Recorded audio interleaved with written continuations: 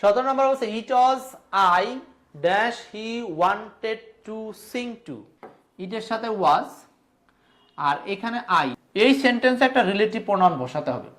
তো relative pronoun বসানোর রুলসটা কি? রিলেটিভ প্রোনাউন বসানোর রুলসটা হচ্ছে আমরা পূর্বপদ অনুযায়ী রিলেটিভ প্রোনাউন বসাবো। পূর্বপদ ব্যক্তি, এই জন্য ব্যক্তিবাচক প্রোনাউন হিসাবে উত্তর হতে পারে হুম বা হু।